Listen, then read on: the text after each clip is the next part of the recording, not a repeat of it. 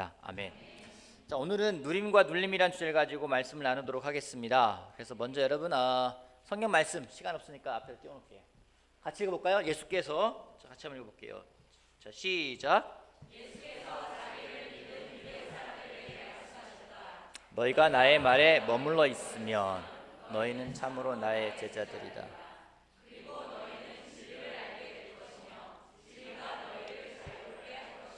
너무나도 아주 매우 유명한 말씀이기도 합니다. 또 한 학교의 교훈이기도 하죠. 진리가 너희를 자유롭게 할 것이다. 여러분, 인간이라면 모든 사람이 원하는 것이 있습니다. 그것은 자유라는 겁니다.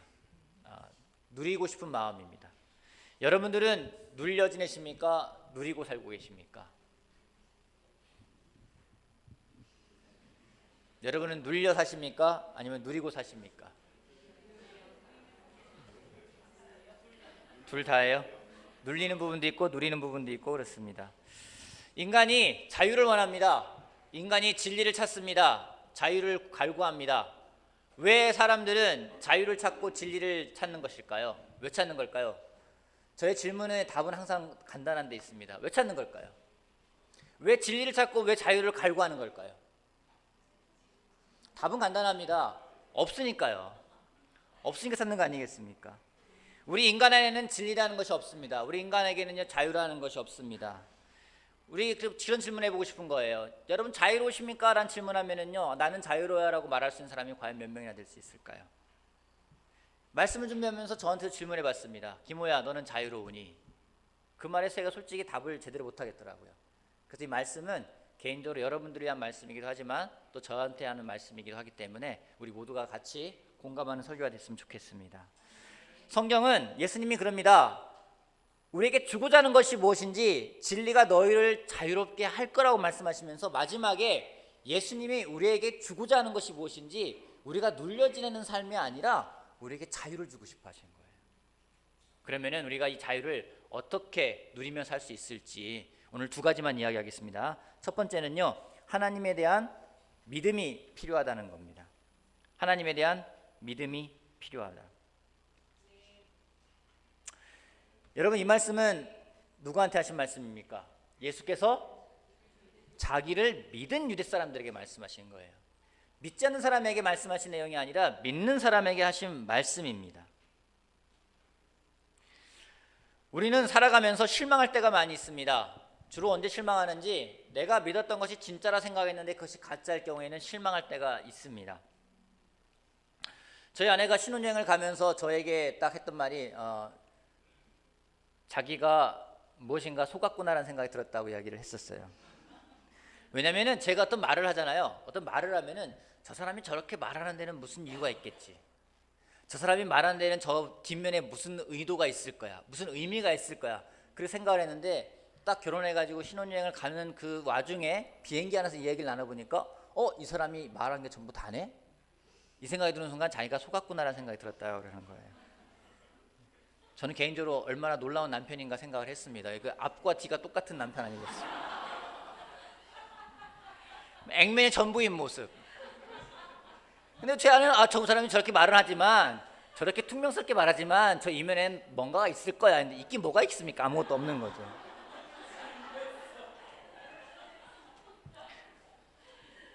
그래서 아주 겉과 속이 똑같은 사람이 됐습니다.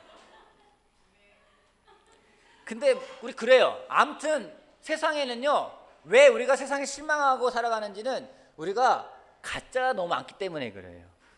그래서 진짜인 줄 알았는데 이게 가짜다 생각되면 우리는 실망하게 됩니다. 마찬가지예요. 이게 자유인 것 같아 딱 생각했는데 자유가 아니라 올무가 될 때가 많이 있습니다. 제가 핸드폰을 바꿨는데 핸드폰을 바꾸니까 거기서 프로모션 기간이라고 저한테 스마트워치를 주더라고요. 이걸 그냥 준 거예요. 어떤 특정한 어떤 조건이 되면 준다고 해서 샀는데 이걸 저는 그래 이제는 오는 메시지도 치지 않을 수 있고 부재중 전화도 제가 없을 수 있으니까 참 좋겠다 싶어가지고 이 핸드폰을 이 스마트워치 차고 큐티 모임 있어가지고 딱 나갔더니 신ing호 형제가 딱 보더니 하는 말이 목사님 족쇄를 차셨군요 딱 이러는 거예요. 이제 노예가 되셨군요 라고 말을 하는 거예요. 그래서 무슨 노예야, 그냥 사람들 오는 전화 안 놓치려고 한 거야 했는데 족쇄예요. 울리지 않았으면 좋겠는데 울릴 때가 있고요. 노예가 될 때가 많이 있습니다. 뭔가 나는 자유롭고 싶어서 그걸 구했는데 알고 보니까 자유가 아닌 거예요. 이걸 가지면 내가 더 자유로울 것 같은데 아닌 거예요. 우리가 세상에서 그렇게 속고 살아가기 때문에 우리들 삶 가운데 믿음이라든가 신뢰라는 것이 없을 때가 있습니다. 세상은 그렇게 이야기를 합니다. 뭔가 자유로운 것 같지만은 막상 찾아보니까 억압된 거예요. 이 회사에 들어가면 내 자유로울 것 같은데 회사에 들어갔더니 자유로운 게 아니라 더 노예가 돼버리는 경우가 있습니다. 이것을 가져가면 내가 더 놀랍게 감동을 받을 것 같은데 알고 보니까 그냥 쾌락 속에 빠져버리는 경우가 많이 있습니다. 우리 인간이 그렇기 때문에 속기 때문에 쉽게 누군가를 신뢰하지 못할 때가 많이 있습니다. 또 진정한 자유를 찾고자 하는데 아까 말했듯이 우리한테는 자유라는 것은 없습니다. 우리 인간에게 있는 것은 아닙니다. 우리 인간의 내면에 진리라는 것도 없습니다. 여러분, 누가 진리고 누가 자유를 주시는 분인지 오직 하나님밖에 없는데요. 그 하나님이 우리들 가운데 오지 않으면요, 우리는 빛이 날 수가 없습니다. 여러분, 우리한테 빛이라는 건 없습니다. 우리한테 우리 스스로가 빛을 낼 수 있는 존재가 아니에요. 단지 하나님의 그 빛이, 예수님의 그 빛이 우리를 통해 반사될 수 있는 반사체일 뿐이지 우리가 빛은 아니라는 겁니다. 그러기에 우리가 깨끗해져야 되는 거예요. 예수님이 그렇게 해서 오실 때만이 우리한테 빛이라는 게 있고 우리한테 자유라는 것이 있고 우리한테 누림이라는 것이 있는 것입니다. 그 예수님이 우리한테 와야 되고 하나님이 우리한테 와야 되는데 그러기 위해서 필요한 것이 무엇인지 바로 믿음이라는 겁니다. 신뢰라는 거예요. 아까 우리 김선 형제가 이야기했어요. 학원에 있는 학원생들이 자신을 신뢰하니까 자신한테 온다고. 여러분, 신뢰하면요 그 사람에게 다가가게 돼 있어요. 신뢰하면요 그 사람과의 관계가 생기게 돼 있습니다. 하나님을 신뢰하는 것, 하나님을 믿는 것, 그것이 없는 상태에서 우리 가운데 자유라는 것, 우리 가운데 누림이라는 것, 우리 가운데 진리라는 것은 있을 수가 없는 것입니다. 우리는 둘 중에 하나를 신뢰합니다. 세상을 신뢰하든가 하나님을 신뢰하든가 둘 중에 하나를 신뢰하지 그 어느 것도 신뢰하지 않는 사람은 없습니다. 나는 세상도 싫고 하나님도 싫다 하는 사람은 없습니다. 그 중에 무엇인가는 신뢰하며 살아가게 돼 있습니다. 세상을 신뢰하는 사람은요, 세상의 방법을 따라 살아갑니다. 세상의 이론을 따라 살아갑니다. 세상의 지식을 따라 살아갑니다. 세상에서 좋아 보이는 것을 따라 살아갑니다. 하지만 하나님을 신뢰하는 사람은 그런 삶을 살아가지가 않습니다. 오늘 여러분은 무엇을 신뢰하고 계십니까? 여러분이 누리고 계십니까? 눌려 계십니까? 이 질문은 다시 말해서 여러분은 오늘 무엇을 신뢰하고 있냐고 바꿔서 물어볼 수 있는 질문이 될 것입니다. 하나님이 여러분에게 오시길 원합니까? 하나님의 빛이 여러분에게 오시길 원합니까? 그렇다면 하나님을 신뢰하는 사람이 되길 바랍니다. 성경을 공부하는 이유가 무엇이겠습니까? 매일 성경을 보고 기도하는 이유가 무엇이겠습니까? 하나님을 신뢰하고자 하는 마음 아니겠습니까? 하나님을 신뢰함을 통해서 정말 여러분 가운데 하나님이 주는 은혜와 진리가 가득하길 바라겠습니다. 두 번째는요, 말씀 안에 머물러 있어야 된다는 겁니다. 말씀 안에 머물러 있어야 한다. 예수님 말씀하십니다. 다시 한번 여기 볼까요? 예수께서 자기를 믿은 유대 사람들에게 말씀하셨다. 너희가 어디에 머물러 있으면요? 나의 말에 머물러 있으면 이라고 말씀하십니다. 여러분, 예수님이 우리에게 자유를 주시기 위해서 말씀하신 거는요, 믿는 사람들에게 말씀하신 거는요, 다른 거 아니에요. 많은 걸 말씀하신 것이 아니라 너희가 나의 말에 머물러 있으면 나머지는 따라오는 거예요. 나머지 따라오는 건데 우리는 따라오는 것까지도 하려고 할 때가 많이 있습니다. 너희가 나의 말에 머물러 있으면, 여러분, 머물러 있다는 게 어떤 의미입니까? 예를 들어 우리 김세훈 형제하고 정명화 자매가 저랑 이제 동서지간이잖아요. 이들이 우리 집에 머물러 있다. 무슨 말이에요? 같이 산다는 얘기죠. 같이 산다는 얘기예요. 머물러 있다는 얘기는요, 같이 산다는 얘기예요. 단순하게 예수님을 믿는 것에 그치지 않고 예수님은 우리가 예수님과 더불어 그 말씀 안에서 살기를 원하신다라는 겁니다. 왜 그렇게 말씀하셨는지 여러분 창세기 보면은요 1장 27절 29절에 이런 말씀이 있습니다. 하나님이 당신의 형상대로 사람을 창조하셨으니 곧 하나님의 형상대로 사람을 창조하셨다. 하나님이 그들을 남자와 여자로 창조하셨다. 하나님이 그들에게 복을 베푸셨다. 복을 베푸시고 뭐라 말씀하셨는지, 하나님이 그들에게 말씀하시기를 생육하고 번성하여 땅에 충만하여라. 땅을 정복하여라. 바다의 고기와 공중의 새와 땅 위에 살아있는 움직이는 모든 생물을 다스리라 하셨다. 여러분, 이 말을 들으면은요 하나님이 축복해 준 것 같아요? 아니면 스트레스 준 것 같아요? 여러분 말씀하신 게 뭐냐면요, 생육하고 번성하여 땅에 충만하라고 얘기했어요. 땅을 정복하래요. 바다에 고기와 공중에 새와 땅 위에 살아있는 모든 생물을 다스려라. 여러분 힘들지 않아요? 나 하나 간수하기도 힘든데.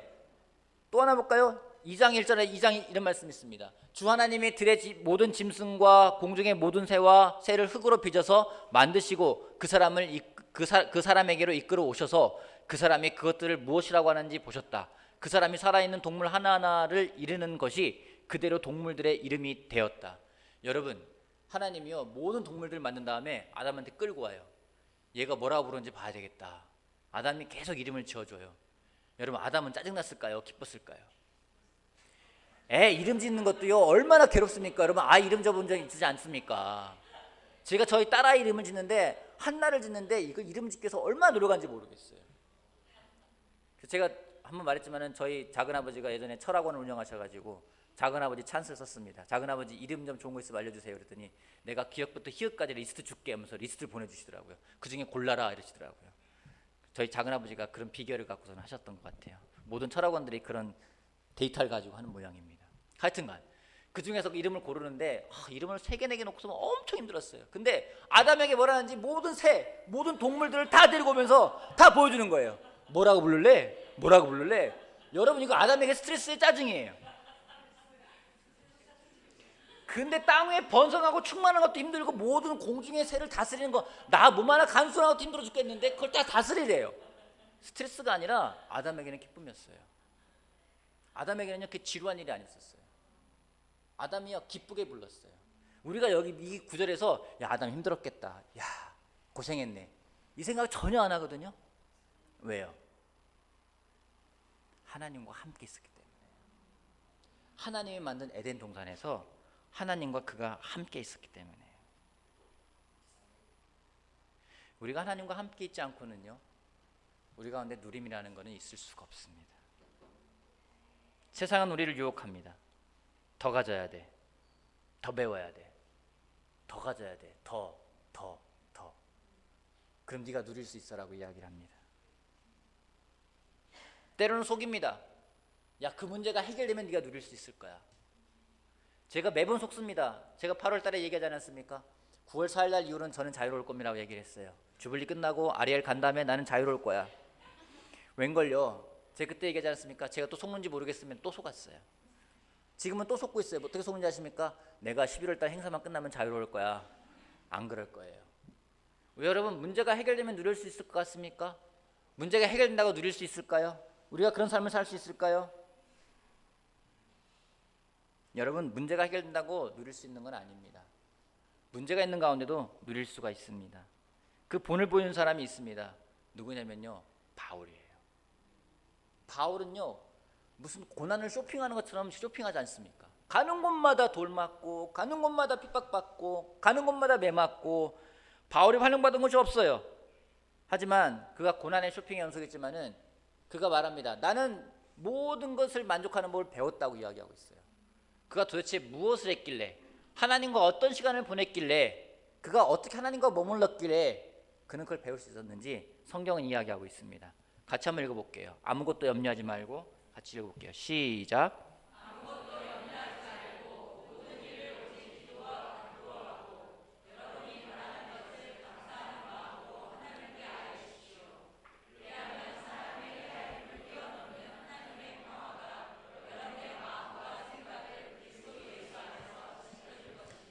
여기에 우리가 누릴 수 있는 단어가 많이 나오고 있습니다. 세 단어입니다. 기도, 간구, 감사.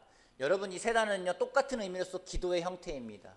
어떻게 기도해야 되는지, 어떻게 간구해야 되는지, 어떻게 감사해야 되는지 이건 똑같이 하나님과의 관계를 맺어가는 내용들입니다. 여러분 누린다라는 것은 아무것도 하지 않는 것을 말하는 것은 아닙니다. 우리가 해야 될 부분이 있는데 우리가 해야 될 부분을 하면은 그 다음에 하나님이 하시겠다라는 거예요. 그 가운데 있는 것이 기도라는 것이고요. 그 다음에 간구고요. 그 다음에 감사라는 거예요. 여러분 기도라는 게 무엇입니까?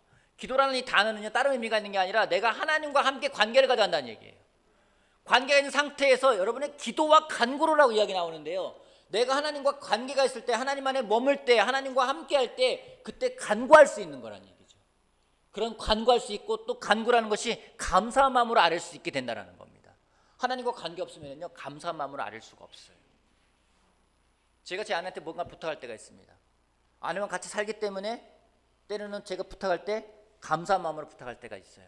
근데 모르는 사람이잖아요. 감사한 마음으로 부탁하기가 어려워요.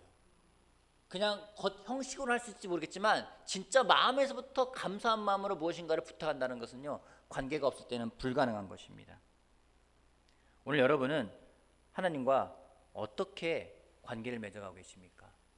하나님과 얼마나 그 안에 머물러 살고 계십니까?